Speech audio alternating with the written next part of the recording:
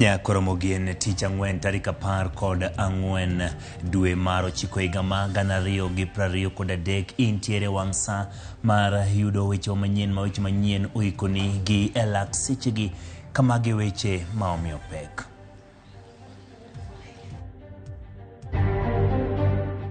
We are not expelling them. If we were expelling them, we would have taken them to the National Governing Council. Jakom ODM John Mbadi koro wacho ni onge jaod bura mag riembo mak mana ni jod bura bich nyocho gwetao e duond burano. Bura maitudo wachije mag kuo ma petrol odundu mag Kenya Pipeline Kisumu kama bende ne okwanye ringre ji ariyo olware Luanda. 15% of the working population is living with at least one mental health condition. Nonro koro yango ni atamala 15 mag jotije ma Kenya ni kod dang'ni mag paro.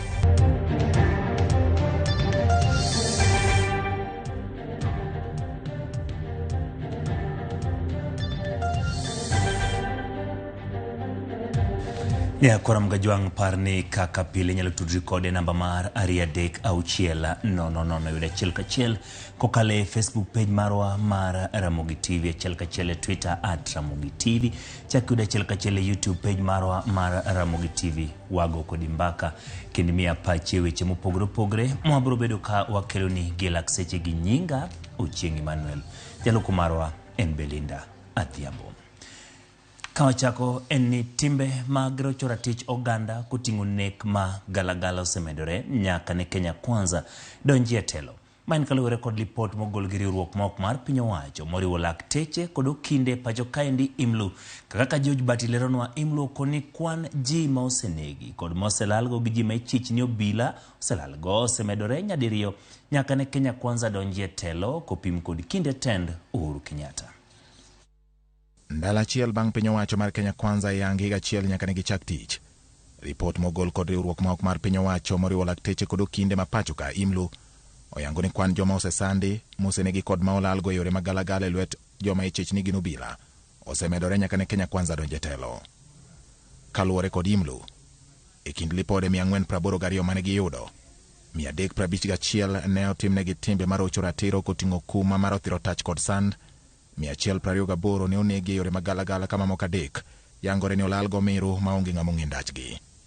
Imlu bende okonyo obila ema itudo kod nek kod sand makamago ataro mar singo mane jatend piny William Ruto kod tende oketo e kinde manochamo muma. People they swore to protect, the poor urban youth, have been the major victims of state violence in the last 12 months, and the numbers have doubled as compared to the previous 12 months before they took over in September.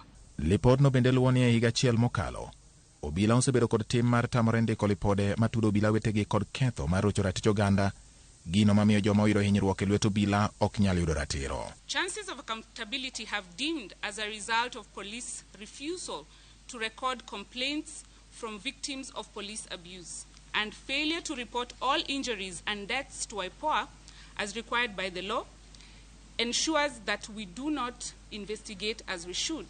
Riwruok mar Imlu koni en wich kuot ni piny owacho mar Kenya Kwanza oserem duoko piny nek magalagala mane gisingo ni gibiro tieko ka gidonje telo, ka gichiwo ranyisi kod kaka obila nodonjore kod jo Kenya mane ng'anyo ahinya nek manotimore boma ma Kisumu mano obila ochweyo golo nyaka ji e udi. Those 2 young people who died in Kisumu in ICU after being bludgeoned on the head, pulled out of their house in Nyalenda, ended up in ICU, never woke up. Would you tell me that that is enforcing the law? Pulling people out of their houses? That to us is nothing else but state terror. Imlu wacho ni kata bedo ni okang' mar wuoyo oko kweth mar obila mag SSU manitudo kod nek mag jopiny e yo magalagala e kinde telo mokalo, ne ochiwo ranyisi ni tend William Ruto ne dhi kedo kod timbe makamago. Bedo mag obila moko ma orwako lep nyadala e kinde mag ng'anyo nyiso ni piny owacho mar Kenya Kwanza ok nyis ni giikore rito ngima jopiny, kendo gidwaro mondo jatend piny William Ruto owuog oko ayanga kendo oyang ni ochiwore ne rito ratich jopiny. The disbandment of the Special Service Unit marked a significant step in the right direction. However, it is disheartening to take note that cases against its members have not been advanced as expected, particularly in the wake of the resurgence of similar units during protests, who we call Men in Black. We demand that the President prioritizes the protection and enjoyment of fundamental human rights and freedoms. E kinde ni maramenyo ma kit telo ma Kenya Kwanza osenyiso kuom higa achiel nyaka ne gidonji e telo.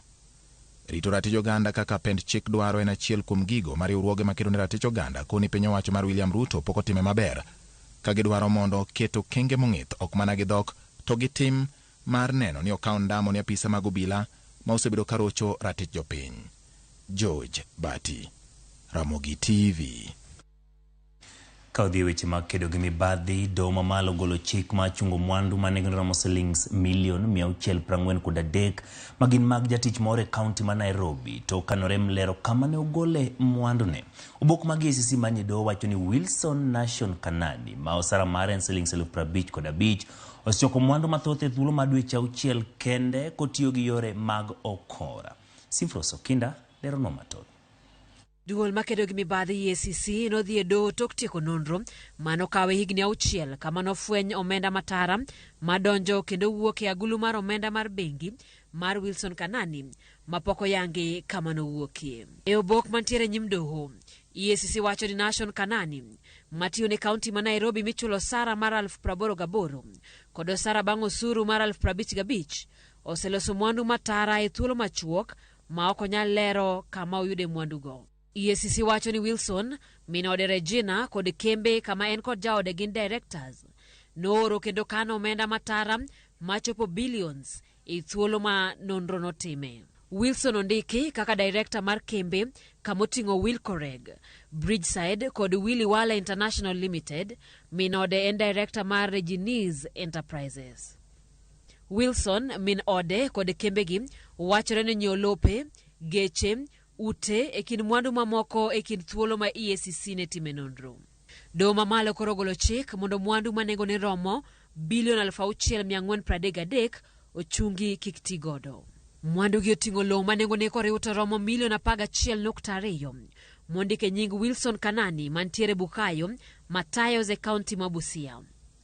Ot manengo ne romo milion 6.5 mantiere Kahawa Downs mondike nying kambi mar Willy Wala International Limited. Kod mwandu machielo mantiere Naivasha manengo ne romo milion 3.5 mondike nying Peter Njagi Njeru mano nyiewo kod kambi mar Wilcoreg Limited kod kambi machielo mitudo gi Wilson Kanani. Mwandu gi duto nengo gi ochopo milion 21,240. Nyamburko 4 manengo gi koriw to chopo milion 15.5 kamoting'o Toyota Land Cruiser V8, Toyota Alphard manonyiew kod Wilson, Mercedes Benz mondike nying Wilcoreg ma en kambi mitudo kod Wilson kod machielo mondike nying kambi mar Regines Enterprise, kambi mitudo kod min od Wilson Regina. Omenda maromo milion 553,472,871 pesa matching mantiere bengi mag Wilson, minode Regina Munyiva Mutinda, nyathigi matin mapoko chopo higni 18, kambi mar Willy Wala International Limited, Wilcoreg Limited kod Bridgeside Company bende koro chung tiyo godo. Milion 90.8 moro mano yud ko ore yore mpesa moti gode kin tarik 1 dwe mar 1 kod tarik 31 dwe mar 10 higa mar 2022 mane ok nyal yangi kama ne owuoke kod siling 890. Pesa maching mane yude od Kanani igeto duok ne piny owacho. E kinde mokalo bende agulu mag bengi mag Wilson nosechung tiyo godo ka bende nosenyaka donjne kod kawa soya kotiyo e kaunti ma Nairobi. Sifros Okinda, Ramogi TV. Kaudhi nyime jatend migawo mar arita Ngire Kithure Kindiki yango ne piny owacho dhi nyime kod timo nonro malong'o ewi chenro mag kambi ma Worldcoin ka osingo mar golo nonro margi ma ohiu ewi wachno. Jumbe ariyo mabiro ka oloso nyim komiti moyiedhi mar od bura mar nono ka kambi mar Worldcoin ne ochope pacho ka kendo kao nonro mag jopiny. Kindiki olero ni gisedayo dho ji 26 ewi wachno ka achiel gi mako masinde mag Worldcoin. Komiti no dhi pedho lipot mar ewi kambi ma Worldcoin tarik 28 dwe mar 9 higani. Chris Owino nigi mathoth. Ka oloso e nyim komiti moyiedhi mar od bura manono kaka kambi mar Worldcoin ne ochopo pacho kae kendo kao nonro mag jopiny Kindiki otielo ni piny owacho dhi nyime kod timo nonro mong'ith ewi wach makamano ka osingo mar pedho duoko mohiu ne od bura tarik 23 dweni. What can you do in terms of your undertaking to this committee? Because it's a serious position this committee is taking, that we must get this bad data back. 24th is a Sunday. What is the Friday preceding? Backward is 23rd. I will supply the committee with where we will be by 23rd close of business. Kalore kod Kindiki, ji maromo 26 osedadhogi ewi kambi mar Worldcoin kaachiel gi mako masinde 48 mane itiyo godo kod apisas mag Worldcoin e kawo nonro mag jopiny e pacho kae ataro kod chik. We have recorded approximately 26 statements from witnesses and persons of interest. 48 electronic gadgets and Worldcoin operations assorted merchandise or equipments have been recovered or taken to our possession. Masinde makamago osechwal ne bad migawo mochung' ne weche mag tudruok e pacho kae mar ng'eyo kwan mag oganda mane okaw nonro maggi, ng'eyo kido mag nonro mane gikawo, kaachiel gi yango midhiero moro amora mag ngima ma inyalo kelo gi nonro makamano. The purpose of this analysis is to establish a number of things, including the exact number of the people of Kenya whose iris was scanned. Number 2, the exact nature of personal data that was captured, the capability of the equipment that was being used, the possible health implications of that process on the health of the people of Kenya who are involved. Jokanyo mag komiti no ohum nono ewi gimomiyo piny owacho ne oremako apisas mag kambi mar Worldcoin kendo penjo ka dipo ni moko kuom jodito e sirikal nigi tudruok kod kambi mar Worldcoin. How did they invest 10 million from where? In cryptocurrency? Mr. CS, sir, I am of the firm opinion that there are some very powerful people behind this thing. And this has been orchestrated since the year 2020. Edwoko mare, Kindiki oyango ni piny owacho ne ochungo chenro mag mako apisas mag Worldcoin bang' chopo e winjruok kod piny Amerka mar weyo gi thuolo nyaka tiek timo nonro ewi chenro mag e pacho kae. Kata kamano, ne olero ni piny Amerka ne osingo mar duoko apisas mag Worldcoin pacho kae, poni nitiere dwaro mar duoko gi pacho kae mar duoko penjo kata chiwo ler mathoth ewi chenro magi. And I can share with you that we allowed the Worldcoin officials to enter and leave Kenya after an undertaking by the American government that they will produce them when we need them. Ne osingo ni piny Kenya dhi timo duto manyalore mar duoko nonro mag oganda jo Kenya mane okaw kod kambi mar Worldcoin. Chris Owino, Ramogi TV, Nairobi.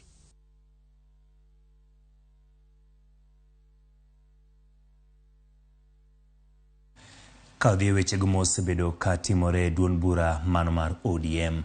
En ni jakom duond bura mar ODM John Mbadi owacho ni duond bura no ok oriembo josiasa mosebedo ka timo limbe kar jot ma jatend piny Kenya. Mbadi wacho ni josiasa go ne ogweta ogin giwegi kaka jokanyo mag ODM mabiro bang' do chungo chenro mar gwetho oko jod burago. Kambadi ramo ni giseikore chwalo ywak mar nyakedo mamalo mogik mar neno ni girito demokrasia mar duond burano. Lidio Keyo nigi ler. E twak mare gi nyakalondo mar Spice FM, jakom duond bura mar ODM John Mbadi oyango ni josiasa mag duond bura mar ODM mosebedo ka timo limbe kar jot ma jatend piny Kenya William Ruto owuok kendgi e duond burano to gin ok griembo gi ngang'. We are not expelling. In fact, if we were expelling the members, if we were expelling them, we would have taken them to the National Governing Council. But Section 14B, which is distinct, is about deeming a member to have resigned from the party. That is the section we are applying. Mbadi wacho ni chike mag duond bura mar ODM moko yiene jokanyo mag duond bura no bedo gi tudruok moko mag siasa gi duond buche mamoko. Interest is interest. So we have a political party ODM which has its interests. Right. The moment you promote the interest of another political party which is not ODM and you are a member of ODM, you are deemed to have resigned. Wacho ni jod bura mobalo go bende nogoyo mbulu kasiro paro mar omenda taro mar winjruok mane jokanyo mag duond bura mar ODM no bedogo. On the finance bill, we had issues with the members of the National Assembly. All of them, all these members, the 7 of them, voted against the interests of the party. Some did not come, some voted against the interests of the party. Mbadi wacho ni josiasa go osebedo kayango jatend piny Kenya William Ruto kaka jatend piny Kenya taro mar chung' ma duond bura mar ODM. Ma biro bang' duol matao duond buche ma pacho ka chungo chenro mar thicho oko josiasa go nyaka chieng' tiek winjo burano ka Mbadi tora monegi kore dhi nyaka domo malo mogik mar Supreme Court maneno ne girito demokrasia ma duond bura mar ODM. We actually as a party said we are ready to go all the way to the Supreme Court on this matter. Why? Because we feel it is at the heart and core of our democracy. If we allow this to continue, who will correct it? Josiasa mag ODM mosebedo gi tudruok machiegni gi jatend piny Kenya oting'o jaod bura mabondo Gideon Ochanda, Elisha Odhiambo Magema, Mak Nyamita Mauriri, Karoli Omondi Masuba South, jaod bura Malang'ata Felix Odiwuor kata Jalango, Paul Abuor Marongo, John Owino Mawendo kod seneta ma Kisumu Tom Ojienda. Kata kamano, e kinde mane duond bura no thicho oko josiasa go, Mak Nyamita Mauriri kod Paul Abuor Marongo ne ok othicho oko kagin to nomigi mana kum moko mayot. Mbadi wacho ni josiasa go ni thuolo mar dhi manyo kombe gi kendo ir oganda luwo gi duond buche mamoko bang' balo gi chike mag ODM, duond bura manomiyo gidonje od bura. The power that you have does not belong to you. It is a delegated power. Yes. It is exercised on behalf of other people. So before you make a decision, you must ask yourself, are you working in the interest of those people? Lydia Okeyo, Ramogi TV. Wadhi county Siaya tend county no kotelie kod Governor James Orengo pod medo nyiso mare ni duol mochung'ne weche loe pacho kaendi e wach puodho mano puodho mar Yala mane ochiwe yor ola ne jaket mwandu moro kuom thuolo mar higni 66. E kinde chiwo twak mare tok bag romo mar kanyakla kod Governor Busia Apollo Tuoma e wi kenge marakore kod El Nino. Nolero ni giseyango kenge mong'ith ma biro rakore kod lwasi mar thiro, midhiero makidekel kod koth makamano. Kalepot mosir kod Tuoma, jagoro ma county Siaya Agunda Ochanda kod jalup jagoro yor kojolo bade Busia Timothy Odende ema biro chung' e lo committee no.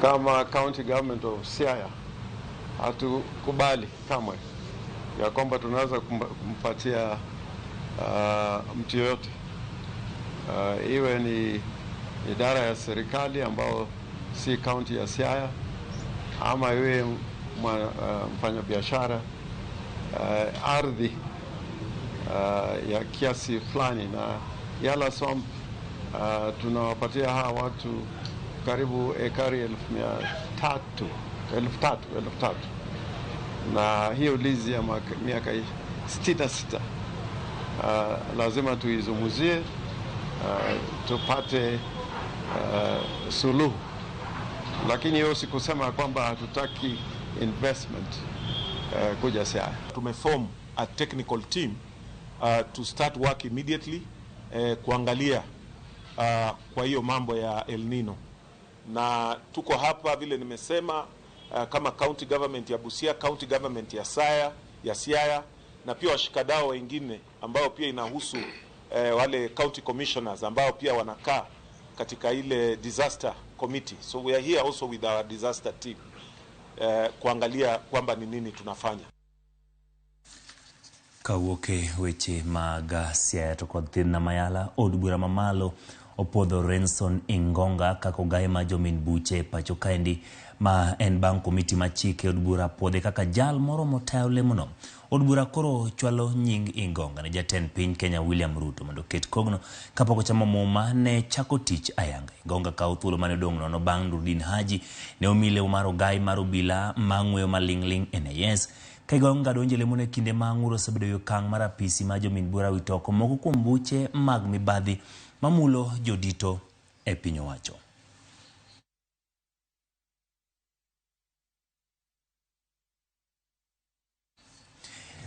Ramogi Jwanga gi lipot motenore kod Ingonga no emoboka ogodo hiyo mokwongo kata kamano kik idhi mabor pod wantiere kod mathoth ma waikoni e chenro mar ang'ich welo.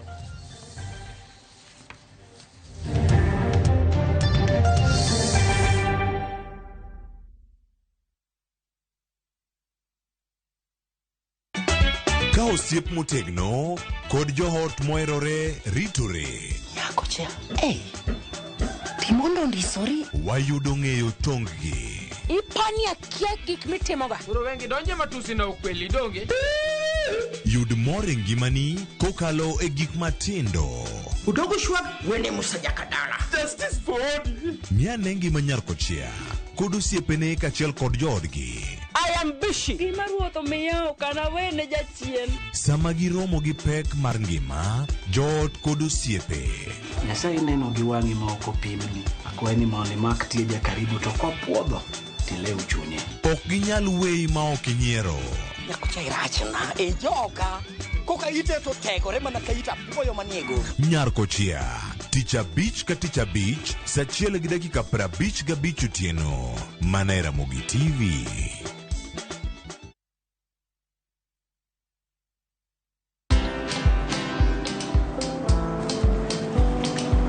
Niaje? Ni kama unashangaa kwa nini naangalia simu with so much focus, eh? Usishangae sana. Nimekuwa ndani ya story kabisa. Ni kama ile hali ya juzi. Ni kama nilikuwa hapo iki happen.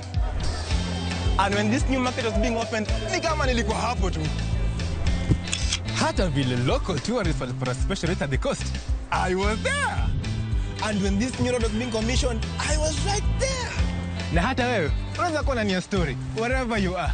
Just download Citizen Digital. Stay informed on all the news and events as they happen across the country, the continent, and the world at large. Download Citizen Digital, Kenya's #1 news app.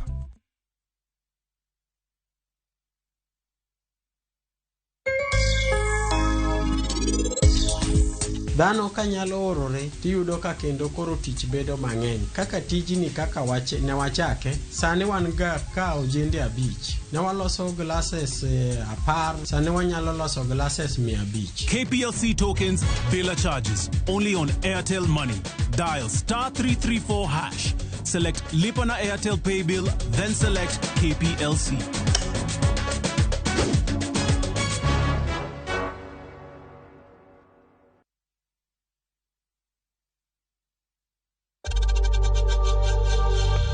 We know times are tough, so save money by buying airtime from M-Pesa to any network with 0 transaction fees. Dial *487*2# and get your airtime PAP with 0 transaction costs.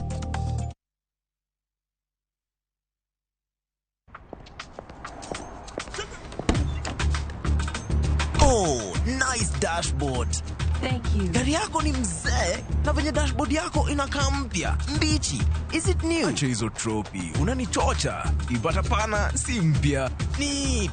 Manze, and that smell. So fresh. What's your secret, man? Nimekuwa nikitumia Tropical 2-in-1 car dashboard polish since I bought the car.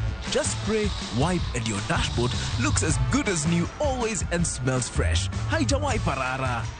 With Tropical 2-in-1 car dashboard polish, your car dashboard looks new always, fresh and shiny. Available in 4 exciting variants and in all leading supermarkets from Tropical brands.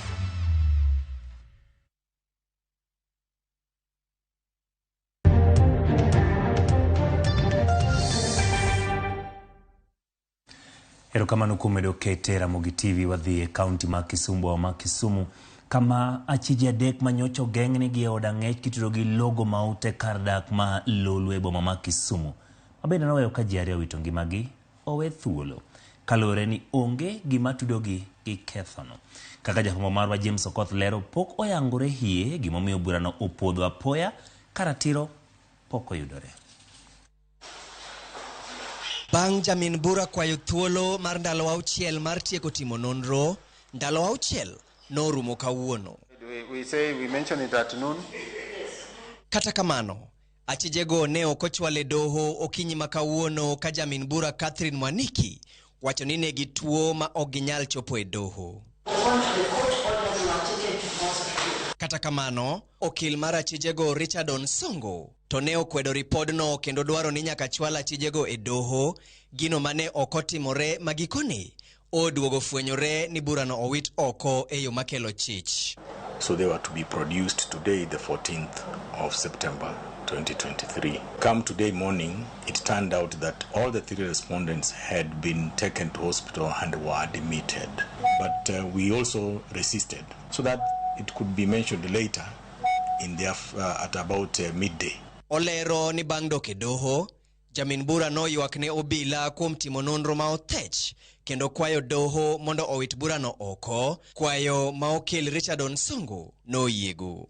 So come midday, it turned out that the respondents were not in hospital, as at that time they were at the police station. But we said that's none of our business, as the respondent, surprisingly the applicant, the prosecution, made an application to withdraw the miscellaneous application and have the file closed.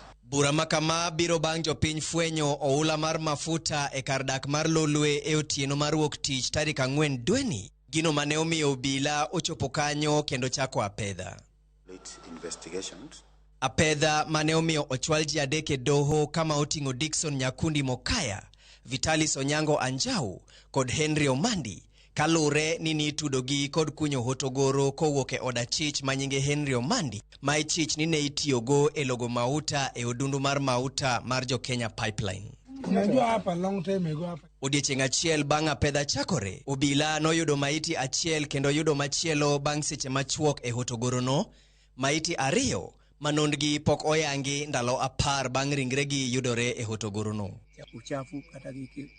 Penjo makoro duokogi pok oyangore en ni, ang'o momiyo jamin bura no riambo e doho ni achijego tuo, to ndalo 10 bang' yudo ringre mar ji 2 e hotogoro no, en ang'o momiyo pok oyang nonro margi? Penjo machielo en ni, ere kaka apedha mar kuo logo mo lita 10,000 e odundu mar Kenya Pipeline inyalo tim maonge achich moro amora mowuok e kambino?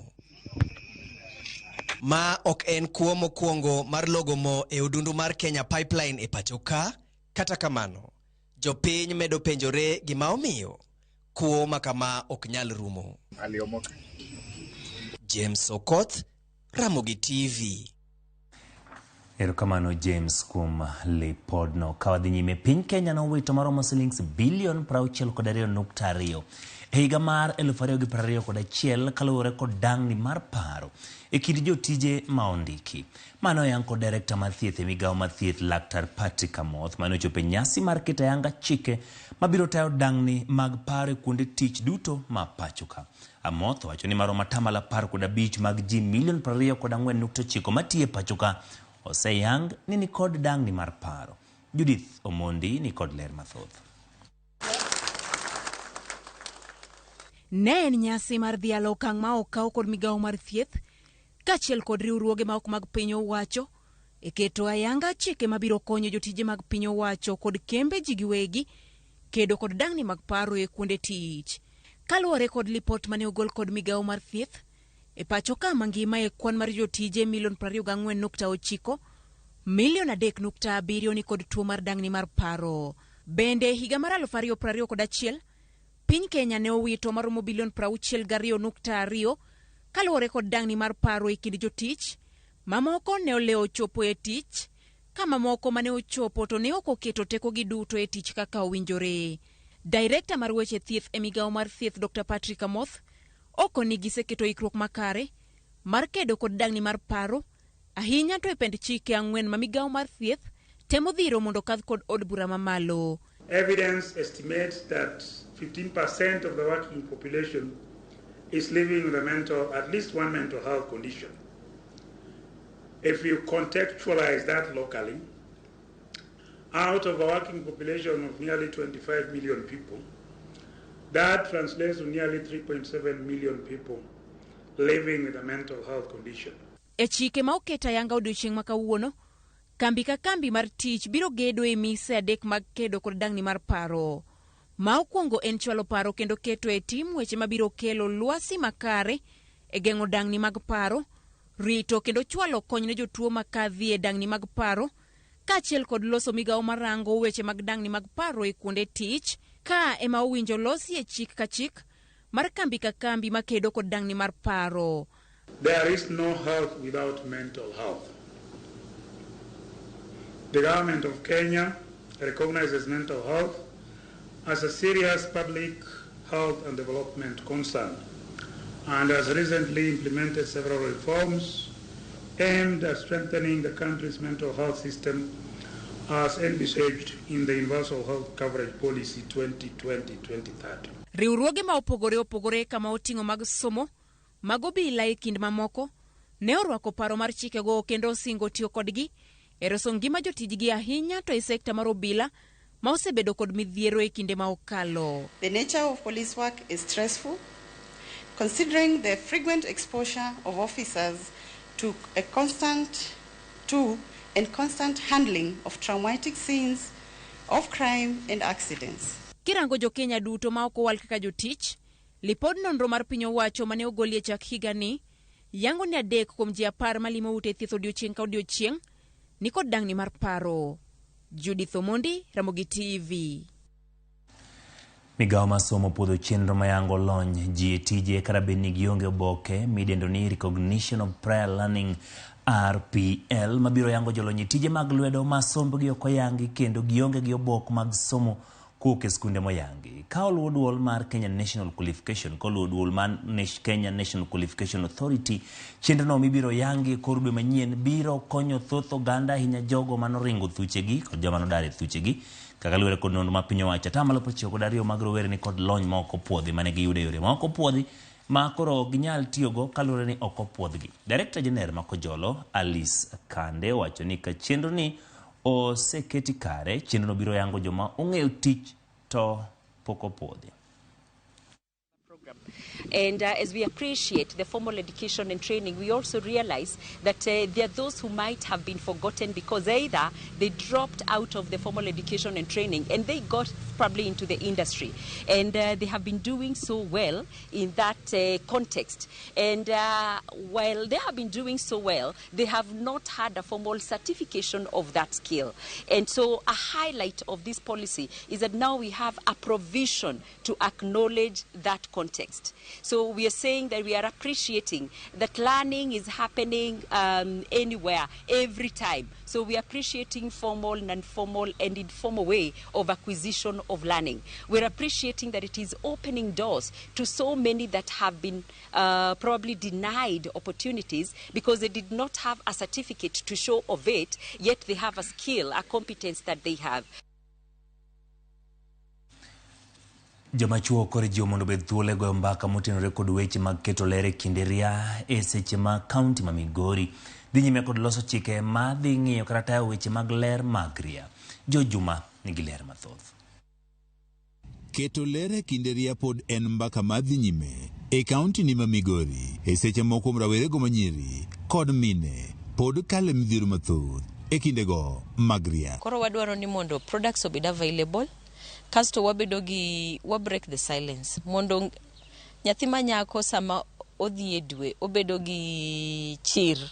Moko kuom rawere manyiri pod leo sikul e kinde mag neno malo nikech thoth sikunde onge kata kod chop ma oger malong'o mag nyaloko e taulogo mag ria. Nikech e skundewa kata kundewa mag tich yudo ni kuonde minyalo lokie kata na sanitary pads gi pod onge. Nitiere nyithindo mok dhi e skul sama gidhi e dwe nikech samoro gik ma gitiyo godo kako tembechni onget, samoro ok migi comfort, samoro ka ngine skul tiyudo ka remo no kalo. Rawere manyiri kod mine mamoko bende pod yudo pek e nyiewo taulogo mag ria ka kuonde malong'o ma e wite taulogo mag ria ma osetigo be nyaka sani pod onge. Lipod mawuok kuom migawo mar thieth e kaunti ma Migori yango ni 85% mag rawere manyiri kod mine pod onge kod kuonde malong'o ma iwito e taulogo mag ria ma osetigo. Wabed gi kuonde ma ka ng'ato dhiye gola sanitary towel kanyo to tiyogo to chako yudo kama owite e yo maber, to chako yudo pi molwokorego e yo maber. Oduok the nengo mar sanitary towels piny nikech en gima is a must ni nyaka dhako dhi e dwe. E okang' mar kedo kod midhiero mar rawere manyiri kaachiel kod mine pod kaloe e kinde ma gineno malo, piny owacho mar kaunti ma Migori ochako chenro mar loso chike madhi konyo e ting'o malo ler mag ria e kaunti ma Migori. Chenro ni isiro riwruogno mar Western Kenya Sanitation Program. Omenda mibro ket mabro telo ne mabro make sure ni services gi gintiere available miyo kata nyako mantiere at the community level at the farthest end nyalo yudo access. Nyaka sani kamiti motele kod Naomi Eluoj kaka jakom mare osebiro kod paro mopogore magidwaro ni oketie chikni ma iloso ma oting'o keto bajetno madhi ng'wechego mag ria e kaunti ma Migori. Kendo wadwaro ni kawadhi mbele management mag waste, yani ka ang' wasetiyo gi lewni gi idhi tergi kanye. Dwe e yo makare dwaro ni wamiyo ji information, wapuonjo ji on gik monego bed ni gitim. E seche ma chenro ni mar loso chik dhi nyime, oganda kaunti ma Migori okwa mondo koro kony e tieko akweda ma juko rawere manyiri kaachiel kod mine e kinde mag ria. George Juma, Ramogi TV, Migori. Achije ariyo mitudo gi ketho mar loko hand yedhe mamero ji ne ochwal e nyim doho ma Shanzu kuma odonegi kod ketho mar bedo gi kilo 316 mag nyasore mane ogiromo shillings milion 9.4. Mohamed Ruange kod Dennis Chemuto mane ochwal e nyim jang'ad bura ma Shanzu Yusuf Shikanda ne kata kamano ok osomnegi kethono ni mar obila ne okwayo jumbe adek mondo gidhi nyime kod timo nonro eka donjnegi. Doho ne onyisi ni achijego emitudo gi nyamburko mar Toyota Prado mane oyudi kojwang'e gi ngapaya kod gunde 7 mag nyasore bang' yudo masira mar apaya, kendo wegi ne oringo bang' yudo masira noero. Burano biro dhi nyime chieng' wuok tich mar yango kaka ibiro wegi thuolo gi rambun kata oyo.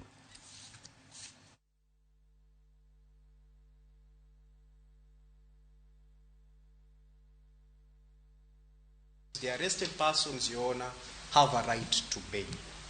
And when the court retires, Your Honor, to make a determination on whether they should be granted bail or not, Your Honor, we will place reliance on Section 123, subsection 1 and 2 of the Criminal Procedure Code, Your Honor, which empowers this trial court to grant bail. Admit the accused persons to bond, to give them bond without having had our affidavits and having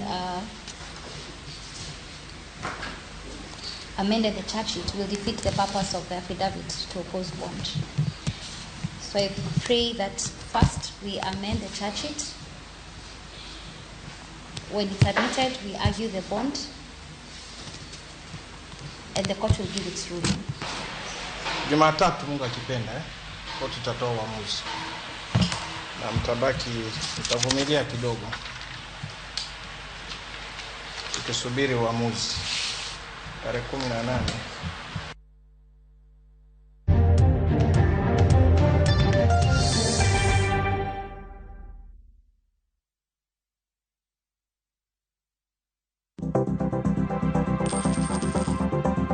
Mondo mi ikungo omenda e yo mayot kendo e yo mowinjore, onego ibed kod paro mar kungo dwe ka dwe, juma ka juma, kata odiochieng' kodiochieng'.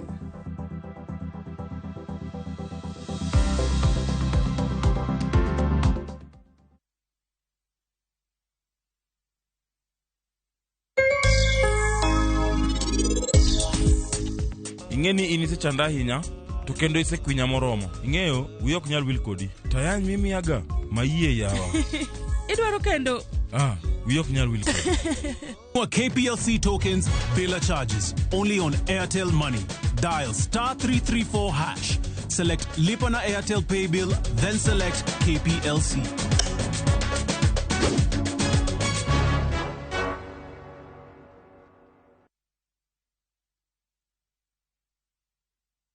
Lipa ni free na Equity. Simply use your Equity mobile app.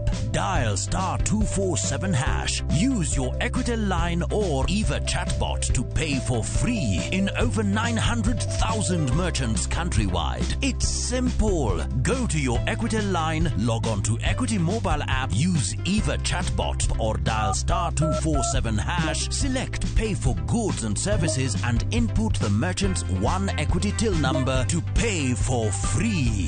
Karibu member.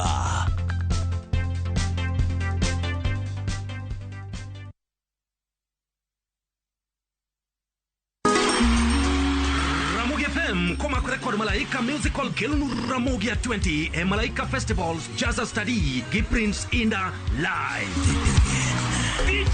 Chienge sotarika par kora uchel dumaro chiko iganendi kocha kore ukinyi nyakache state function Pek Mamboleo Stadium Kisumu City Jobanjo Jongolo mamoko kaka Wini Nyakajulu Abongo Jakabwana Aroji Chogo Keto Stage Down Jolendo Bagramogi FM Biro keti vikoki gimor Kaka Sasudo Pata Chimbika Angaro VIP Donjo 1000 VIP 500 regular M6 Manoberkanyo Mama Jackie Bakubleto Enigni Prario Karamogi FM Sebelo Kakuza Talanta Kumano Mapek Nyasibiro Live Ramogi FM Kachuel Koda Ramogi TV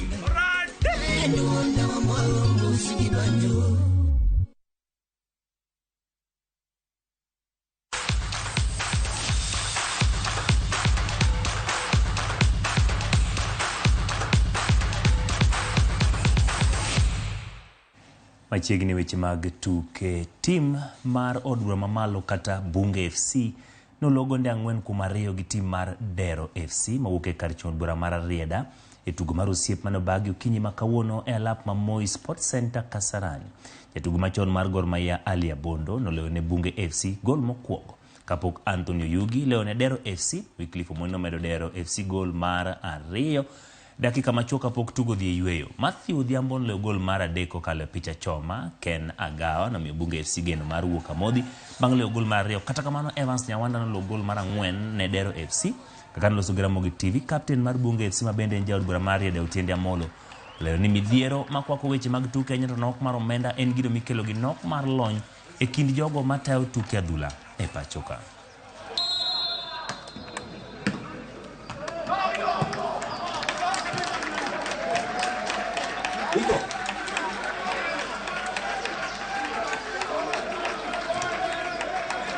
Bunge FC gin jodongo lakini gin fit ogirach.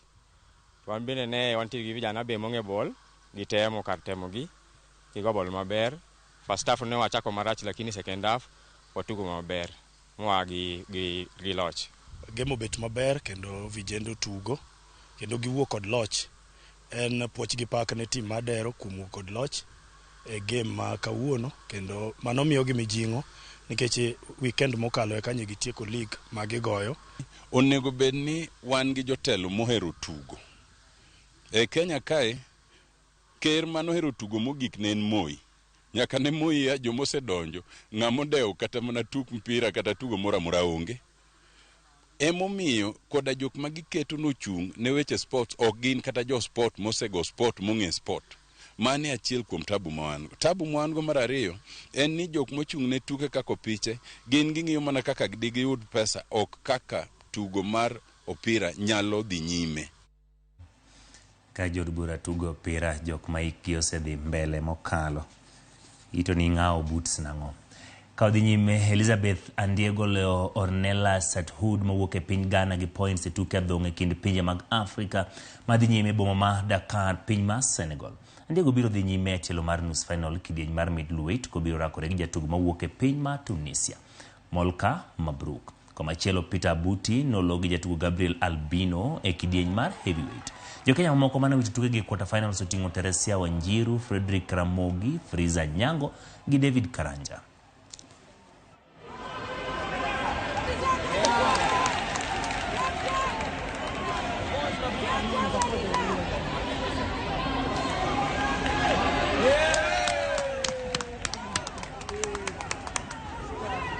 Nimeanza raundi ya kwanza nikapata mchezo anacheza Southpaw Nikajua juu nimecheza na Southpaw wengi haitakuwa tatizo, so nimetumia ujuzi wangu kuweza kumcontrol each round at a time. Formula yenye nimeanza nao round 1 nimecheza nao hadi mwisho, na nashukuru nimepata ushindi, so ni kuendelea tu mbele one bout at a time till tufike kuchukua tikiti. Katika uzani wa lightweight upande wa kinadada, Teresia Wanjiru alikuwa na matatizo tangu jana, so tuliweza kuretire katika round. Baada ya round ya kwanza tulipoona hawezi kuendelea, pigano la pili na Elizabeth Andego dhidi ya bondia kutoka Ghana.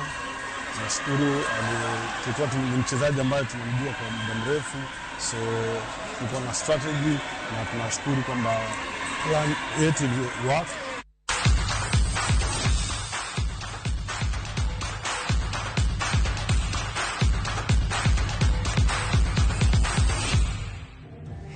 Ya korom ga jwang wane mamesa maka weche manyien obedo gi thuolo ma ikonie weche magang'ich welo.